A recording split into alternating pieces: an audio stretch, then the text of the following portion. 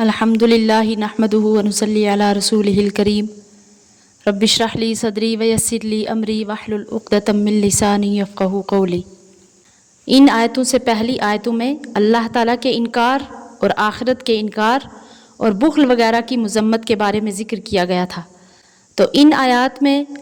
اللہ اور آخرت پر ایمان اور اللہ کے راستے میں خرچ کرنے کی ترغیب مذکور ہے، اور آخر میں حشر کے مقام کا بیان کر کے ان لوگوں کو انجام بد سے ڈرایا گیا ہے جو ایمان نہیں لاتے اور نہ نیک عمل کرتے ہیں۔ اعوذ باللہ من الشیطان الرجیم، بسم اللہ الرحمن الرحیم۔ وماذا علیہم، اور کیا نقصان تھا ان کا، لو آمنوا باللہ، اگر ایمان لاتے اللہ پر، والیوم الآخر، اور قیامت کے دن پر، وانفقوا مما رزقہم اللہ، اور خرچ کرتے اللہ کے دیے ہوئے میں سے،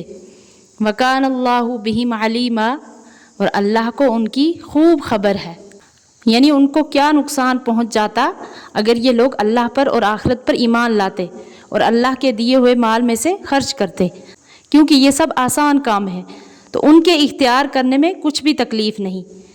پھر کیوں نافرمان بن کر آخرت کی تباہی اپنے سر لے رہے ہیں۔ ان اللہ لا یظلم مثقال ذرہ، بے شک اللہ تعالیٰ ظلم نہیں کرتے ذرہ برابر بھی، کہ کسی کا ثواب مار لیں یا بے وجہ عذاب دینے لگے، جو کہ ظاہراً ظلم ہے۔ یعنی اگر کسی نے نیک عمل کیا ہوگا تو اس کے بدلہ دینے میں اللہ تعالیٰ بالکل بھی کم نہیں فرمائیں گے، بلکہ اللہ تعالیٰ تو اس میں اور اضافہ فرما دیتے ہیں، اور آگے فرمایا وَإِن تَكُ حَسَنَةً يُضَاعِفْهَا، اور اگر نیکی ہو تو اس کو دونا کر دیتا ہے، وَيُؤْتِ مِن لَّدُنْهُ أَجْرًا عَظِيمًا، اور دیتا ہے اپنے پاس سے بڑا ثواب۔ فَكَيْفَ إِذَا جِئْنَا مِن كُلِّ أُمَّةٍ بِشَهِيدٍ، پھر کیا حال ہوگا جب بلائیں گے ہم ہر امت میں سے ایک گواہ، وَجِئْنَا بِكَ عَلَىٰ هَٰؤُلَاءِ شَهِيدًا، اور بلائیں گے تجھ کو ان لوگوں پر گواہ۔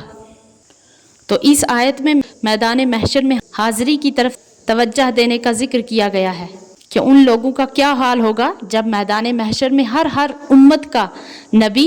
اپنی امت کے نیک اور بد اعمال پر بطور گواہ پیش ہوگا، اور آپ صلی اللہ علیہ وسلم بھی اپنی امت پر گواہ بن کر حاضر ہوں گے، اور بطور خاص ان کفار اور مشرکین کے متعلق خدائی عدالت میں گواہی دیں گے کہ انہوں نے کھلے کھلے معجزات دیکھ کر بھی جھٹلا دیا اور آپ کی وحدانیت اور میری رسالت پر ایمان نہ لائے۔ بخاری شریف میں روایت ہے کہ حضور اقدس صلی اللہ علیہ وسلم نے حضرت عبداللہ بن مسعود رضی اللہ عنہ سے فرمایا کہ مجھے قرآن سناؤ۔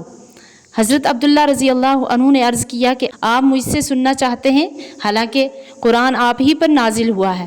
آپ صلی اللہ علیہ وسلم نے فرمایا ہاں پڑھو۔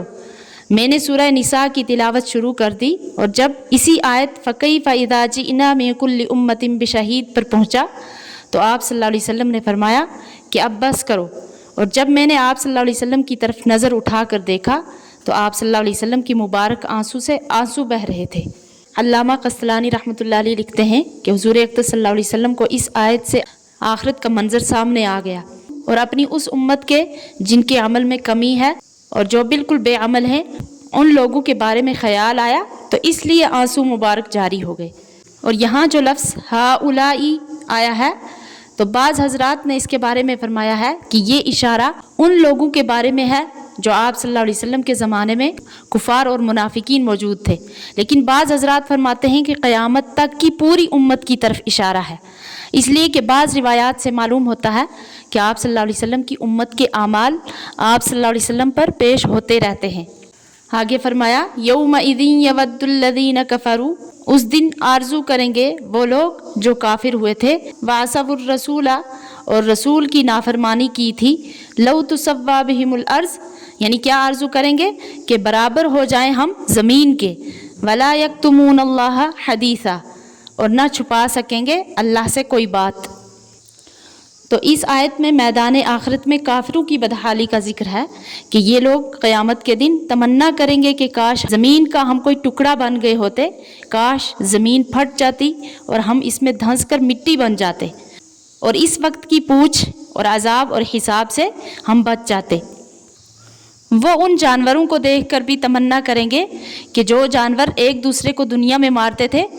تو ان جانوروں کا بدلہ ایک دوسرے سے لیا جائے گا اور پھر دوبارہ ان کو مٹی کر دیا جائے گا. تو یہ بھی ان کی طرف دیکھ کر یہ حسرت کریں گے کہ کاش ہم بھی مٹی ہو جاتے. جیسا کہ سورہ نبا میں فرمایا ہے وَيَقُولُ الْكَافِرُ يَا لَيْتَنِي كُنتُ تُرَابًا، یعنی کافر کہے گا کہ کاش میں بھی مٹی ہو جاتا. اور آخر میں فرمایا وَلَا يَكْتُمُونَ اللَّهَ حَدِيثًا، اور نہ چھپا سکیں گے اللہ سے کوئی بات. یعنی یہ جو کفار ہیں یہ اپنے عقائد اور اعمال سے متعلق کچھ بھی پوشیدہ نہ رکھ سکیں گے، کیونکہ ان کے اپنے ہاتھ اور پیر اس چیز کی گواہی دیں گے. اور دوسرے یہ کہ اعمال ناموں میں سب کچھ لکھا ہوگا. اللہ تعالیٰ کفر سے ہماری حفاظت فرمائے، آمین.